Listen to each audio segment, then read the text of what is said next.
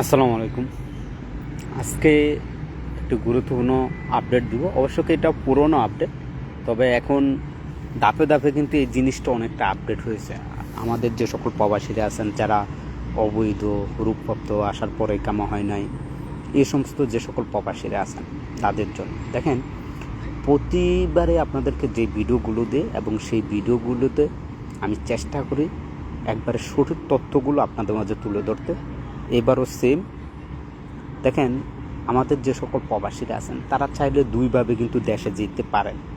প্রথম যেই ধাপটি সেটা হচ্ছে কি, আপনি আপনার যেই মালিক আছে সেই মালিকের মাধ্যমে, আর দ্বিতীয়ত হচ্ছে কি, আপনি যদি অবৈধ হয়ে থাকেন, আপনার মালিকের কোনো সাক্ষাৎ না থাকে, মালিকের সাথে যোগাযোগ না থাকে, প্রথম চুজ আমরা সবসময় আপনাদেরকে বলি যে অ্যাম্বাসির মাধ্যমে। দেখেন, এখন এই যে আপনি অ্যাম্বাসির মাধ্যমে যেতে চান, সেক্ষেত্রে আপনাকে কি করতে হবে, এবং আপনি যদি নিজে কোনো বক্তব্যের মাধ্যমে দেশে যেতে চান সেক্ষেত্রে আপনাকে কি করতে হবে, সেটাই আজকে এখানে আমি আপনাদের মাঝে বিস্তারিত আলোচনা করব।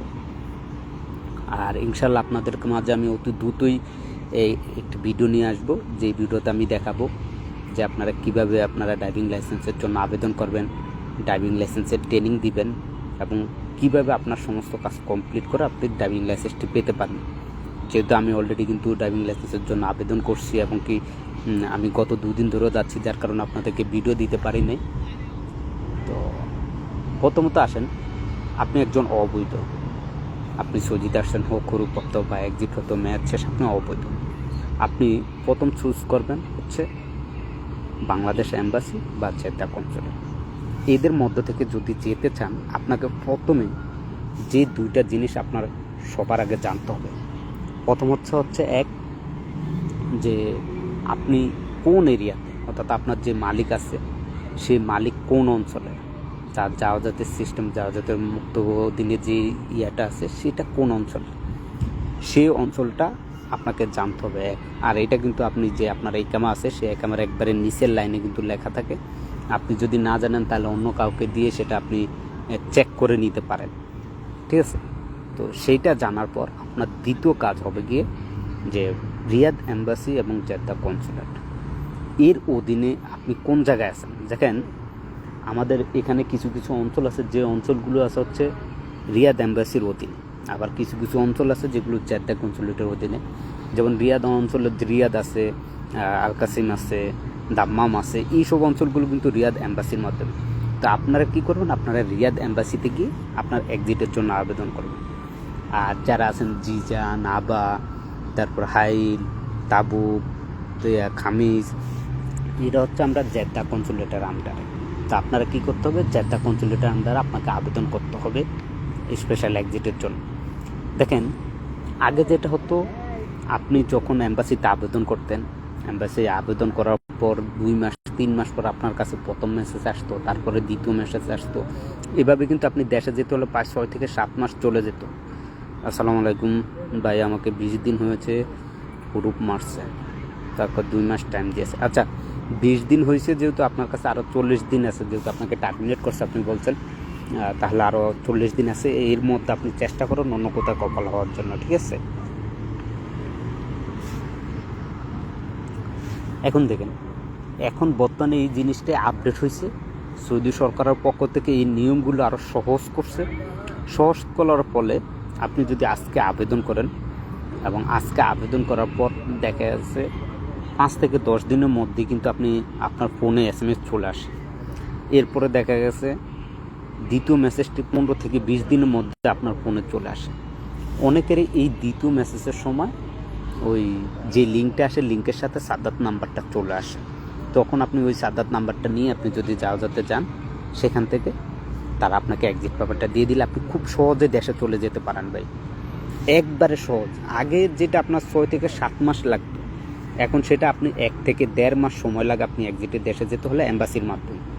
এখন এইখানে শুধুমাত্র আমি আবারও নোট করি, যেটা আপনাদের জানা দরকার, রিয়াদ এম্বাসি বা জেদ্দা কনসুলেটের আন্ডারে যদি আপনি যেতে চান, সর্বপ্রথম আপনার জানতে হবে যে আপনার মালিকের যাওয়া এটা কোন এরিয়া, আর সেই এরিয়াটি কি জেদ্দা কনসুলেটের আন্ডারে পড়ছে না রিয়াদ এম্বাসির আন্ডারে পড়ছে।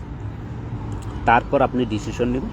আপনার রিয়াদ এম্বাসির মাধ্যমে হলে সেখান থেকে আবেদন করবেন, আপনার এই ক্যামেরার ফটোগুলি, পাসপোর্টের ফটোগুলি, বাস এই দুইটাই এনা, আর কিছু লাগবে। বা আমাকে 20 দিন হলো হুরুপ আচ্ছা মারছে, এখন মক্তবে যাওয়ার বললো ভিতরে আকামা বানানোর জন্য। ভাই সুনীল ভাই, এটা বুঝলাম না ভাই আপনার বিষয়টা। আপনাকে তো বলছেন যে 20 দিন হয়েছে হুরুপ মারছে, আবার বলেন যে আকামা করার জন্য তারা বলতেছে, এটা বুঝতেছি না। না না ভাই, বন্ধ নাই, ভিসা বন্ধ নেই, ভিসা চালু আছে। তবে কিছু কিছু ভিসা আছে যে ভিসাগুলো বন্ধ করে দিচ্ছে, অর্থাৎ একেবারে সাসপেন্ড হয়ে যাচ্ছে। এটা এই বিষয়ে আমি গত পরশুদিন একটি ভিডিও করছি, যেখানে আপনাদেরকে বলেছিলাম যে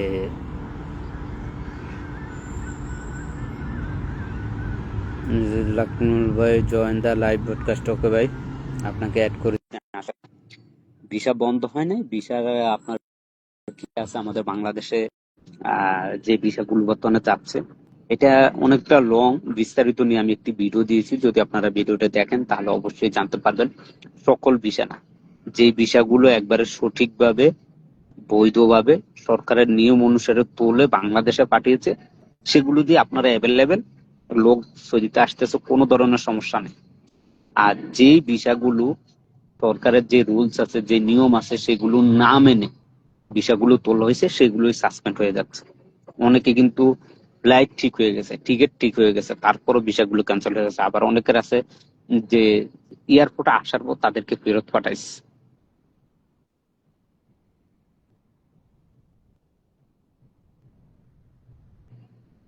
ভাই, আপনাকে যদি হুরুপ মেরে থাকে, তার মানে আপনাকে টার্মিনেট করছে।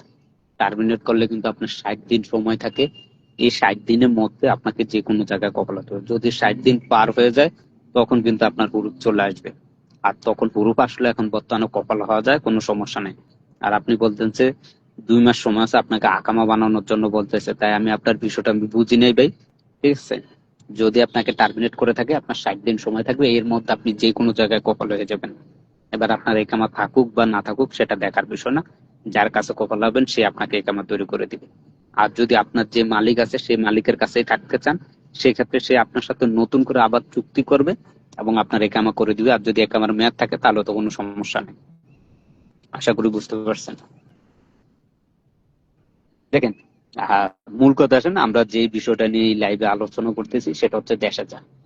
তো এইভাবে যখনই আপনার দ্বিতীয় মেসেজটা আসবে, দ্বিতীয় মেসেজে অনেকের কিন্তু সাত নাম্বার চলে আসে, একটা লিঙ্ক দেয়। এখানে গিয়ে আপনি দেখলে, যাওয়াতে গেলে আপনাকে পেপার দিয়ে দিবে, আপনি দেশে চলে যাবেন। সর্বোচ্চ 2 মাস সময় লাগে এখন, জেদ্দা কনসুলেট কিংবা রিয়াদ এম্বাসির মাধ্যমে যদি আপনি দেশে যেতে চান।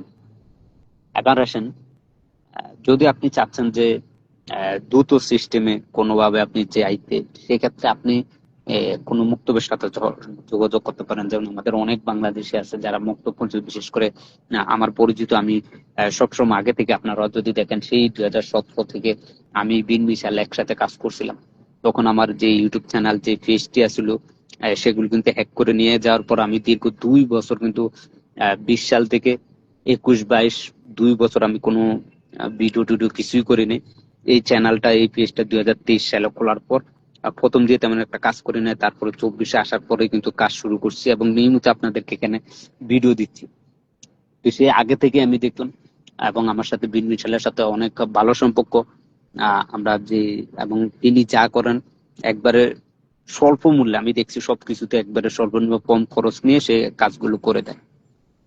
তো আপনারা চাইলে তার সাথে যোগাযোগ করতে পারেন, বা আপনাদের জন্য আরো কোনো, বা আপনার নিজের কোনো আত্মীয় থাকে, ভালো কোনো মাধ্যম থাকে মুক্তবের মাধ্যমে, সেখান থেকে আপনার করাইতে পারেন, কোনো সমস্যা নেই।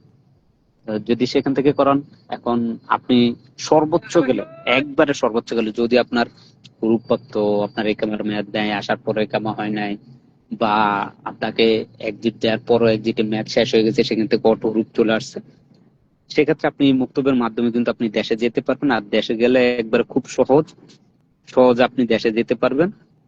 সেটা হচ্ছে গিয়ে আপনার একবার কম করে হলে 3 থেকে 4 দিন, একবারে কম করে যদি হয় 3 থেকে 4 দিন সময় লাগবে এইসব মুক্তবের মাধ্যমে আপনি এক্সিট লাগিয়ে দেশে চলে যেতে পারবেন।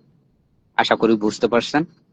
এখন যারা অটো হুরুপ চলে আসছে এক্সিটের পরও, তাদেরও খুব সহজে দ্রুতই কিন্তু তাদের এক্সিট লেগেছে, আপনারা চাইলে যেতে পারেন। আলহামদুলিল্লাহ এখন কাজ হচ্ছে। আর ওই যে ভাইটি ভিসার কথা বলছে, ভিসার কথাটা যদি বলি আপনাদেরকে, বাংলাদেশে বিশেষ করে অনেক দালাল হয়ে গেছে। দালাল বলতে আমরা নিজেরাই। আপনি দেখেন গত পরশুদিন আপনাদেরকে একটি ভিডিও দিয়েছিলাম যেখানে আপনাদেরকে দেখিয়েছিলাম যে আমাদের এক বাংলাদেশি আর এক বাংলাদেশিকে খুন করছে, আমরা নিজেরাই। আবার দেখেন কিছুদিন আগে আমি আপনাদেরকে আরো ভিডিও দিয়েছিলাম যে আমাদের বাংলাদেশি হয়ে বাংলাদেশের কাছে ভিসা বিক্রি করে কত টাকা নিয়েছে, যেই ভিসাটা ওই ব্যক্তি মাত্র 2,000 টাকা দিয়ে একজন সৌদি থেকে কিনে নিস, সেই ভিসাটা একজন প্রবাসীর কাছে কত বেচছে, বাংলার টাকা 8 লাখ সম্পূর্ণ খরচের মধ্যে। অর্থাৎ আমার কাছ থেকে সে 8 লাখ নিছে, আমার কোনো লাগানে সে মেডিকেল করছে, ট্রাভেলস এজেন্সির সব খরচ দিয়ে এই দেশে আনছে। তো এইবার বুঝেন একটা ভিসা থেকে সে 8 লাখ, সর্বোচ্চ গেলে তার 3 লাখ টাকা খরচ হয়েছে। একবার আমি ধরলাম 3 লাখ খরচ হয়েছে সর্বোচ্চ, বাকি 5 লাখ সম্পূর্ণ টাকা তার লাভ। তো এটা কারা করে? আমরা বাঙালিরা। এখন বর্তমানে আমাদের অনেক বাংলাদেশি অতি চালাক হয়ে গেছে। চালাক বলতে দেখেন কিছু কিছু সৌদি আছে যারা একটু আমার সিধা টাইপের বলতে পারেন, তাদেরকে বলে দেখ আমি ভেতর দিয়ে ভিসা উঠামো, ওটাই আমি লোকান মতো কিছু টাকা দিই। অনেকে আছে এটা রাজি হয়ে যায়, এখন বর্তমানে এগুলো চলে অ্যাভেলেবেল। তো ওইসব আমগো যে বাঙালি বলেন বা ইন্ডিয়ান বলেন পাকিস্তানি বলেন, তো তারা কি করে ওই সুইদির নামে নামে কোনো মক্তবের সহযোগিতা নিয়ে মুআসাসা খুলে সেখান থেকে তারা ওই মুআসাসাতে কোনো সৌদি নিয়োগ দেয় নাই। এবং তারা যে সিস্টেম গুলো করে, অনেক সিস্টেম আছে যে সিস্টেমের মাধ্যমে 2 নম্বরই করে কম খরচের মাধ্যমে তারা ভিসাগুলো তোলে, এবং সেই ভিসাগুলো আমাদের বাংলাদেশ বলেন ইন্ডিয়া বলেন পাকিস্তান বলেন তাদের কাছে বিক্রি করে। বিক্রি করার পর ওই ভিসাগুলো যখন আমাদের বাংলাদেশে যায়, বাংলাদেশে যাওয়ার পর ওই ভিসাগুলো সমস্ত কাজ কমপ্লিট করা হয়, ভিসা লাগানো থেকে শুরু করে একজন প্রবাসী ট্রেনিং ফিঙ্গার সবকিছু হয়ে যায়, কমপ্লিট হয়ে যায়। এরপরে দেখে যে তার ভিসাটা সাসপেন্ড হয়ে গেছে অথবা ক্যান্সেল হয়ে গেছে, বা দেখা গেছে আপনার টিকিট কাইটে নিয়েছেন অমুক তারিখে ফ্লাইট, আপনি ফ্লাইটের জন্য রেট হচ্ছেন, দেখছেন যে আপনার ভিসাটা ক্যান্সেল করে দিয়েছে। আপনি দেখছেন যে আপনার ভিসাটা অনলাইনে আছে, বাংলাদেশ থেকে আপনি সৌদিতে আসছেন, আসার পর রিয়াদ এয়ারপোর্টে আসার পর আমাদের সিলেট এক প্রবাসী, এটা গত সপ্তাহে আপনাদেরকে বলছিলাম যে রিয়াদ এয়ারপোর্টে আসার পর সেখান থেকে তাকে রিটার্ন বাংলাদেশে ফেরত পাঠানো হয়েছে, কেননা তার ভিসাটা তখন অনলাইনে ছিল না, সাসপেন্ড হয়ে গেছে, ক্যান্সেল করেছে। তো ওই যে 2 নম্বর যে ভিসাগুলো নেওয়া হয় বা 2 নম্বরই করে যে ভিসাগুলো পাঠায়, সেগুলো অটোমেটিক সিস্টেম। এই 2026 সালে আমি আপনাদেরকে সম্ভবত ফেব্রুয়ারি মাসের শুরুতে একটা ভিডিও দিয়েছিলাম যেখানে বলেছিলাম যে এই দেশের সরকার তার একটি নতুন সিস্টেম তাদের সার্ভারে অ্যাড করছে। কেউ যদি কোনো 2 নম্বরই ভাবে নিয়ম না মেনে অবৈধভাবে তারা ভিসা তোলে, সেই ভিসাগুলো যাচাই করে কাউন্ট করে অটোমেটিক ভাবে সাসপেন্ড হয়ে যাবে বা ক্যান্সেল হয়ে যাবে, যেটা বলতে পারেন আপনার। তো এরকমই আর কি, যার কারণে এগুলো চেক করতেও অনেকটা সময় হয়ে যায়, অটোমেটিক সেই ভিসাগুলো ক্যান্সেল হয়ে যায়। আর যদি দেখেন তারাই আসতে পারে যে সকল ভিসাগুলো একবারে 100% সলিড, সরকারের সকল রুলস সকল নিয়ম মেনে সৌদি রেখে সকল টাকা সাদ্দাত করে তোলা হয়, সেই ভিসার লোকেরা কিন্তু সৌদিতে আসতে পারে এবং 100% আসতে পারে। আপনি খোঁজ নিয়ে দেখেন প্রতিদিন একবার কমও যদিও 5 থেকে 6 হাজার লোক প্রতিদিন বাংলাদেশ থেকে সৌদিতে প্রবেশ করতেছে, 5 থেকে 6 হাজার লোক। আপনাদেরকে আরেকটি বিষয় আমি জানিয়ে রাখি, গত সপ্তাহে সম্ভবত বুধবার মঙ্গলবার বুধবার এরকম সময় একটি আপনাদেরকে যে সরকারের পক্ষ থেকে যে একটি সাধারণ ক্ষমা ঘোষণা দিয়েছিল, ওই ভিডিওতে আমি আপনাদেরকে বলেছিলাম যে ভাই দেখেন বর্তমানে বাংলাদেশে এই ভিসা জটিলতায়, বিশেষ করে বিএমইটির যে জটিলতা, এই জটিলতার কারণে প্রায় 45,000 ভিসা বাংলাদেশ আটকে আছে। একটা দুইটা ভিসা না, 45,000 ভিসা বাংলাদেশ আটকে আছে। তো বই জানেন কতগুলো ভিসা বাংলাদেশে আটকে আছে। ভাই আমার নাম্বারটা দেওয়া আছে পেজে, লোকমান ভাই আপনাকে আমি অ্যাক্টিভ করছি, আপনি যদি লাইভে আসতে চান তাহলে আসেন, ঠিক আছে? আপনাকে আমি বারবার অ্যাক্টিভ করতেছি, আপনি বারবার ইনভাইট করতেছেন, আপনি যদি আসেন আসেন। আর নাম্বারটা কিন্তু আমার এখানে পেজে দেওয়া আছে, আপনি সেখান থেকে নিয়ে আমাকে নক দেন বা মেসেঞ্জারে নক দেন, সমস্যা নাই। ওকে ভাই, তো এই হচ্ছে গিয়ে বর্তমান পরিস্থিতি। আর আরেকটি বিষয় যেটা আপনাদেরকে বারবার বলি, এই লাইভেও বলি, গত পরশুদিন ভিডিও করে দেখিয়েছি, প্রায় 8 জন আমাদের বাংলাদেশে ফান্দে পড়ে গেছে।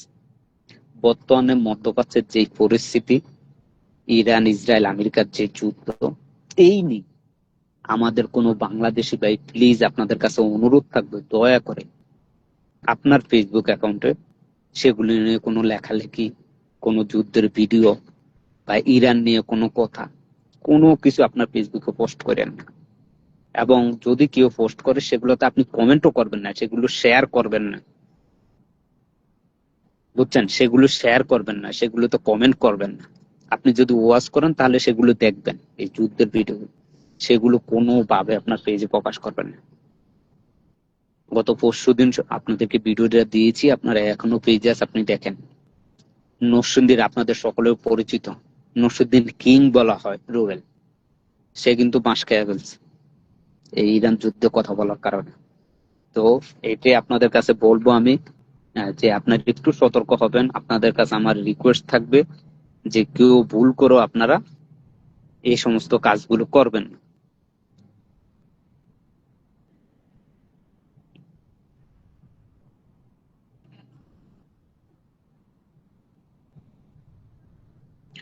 ওকে, আপনাদের যদি কোনো কমেন্ট থাকে তাহলে করতে পারেন, আমি চেষ্টা করবো আপনাদের কমেন্টের উত্তরগুলো দেওয়ার চেষ্টা করবো।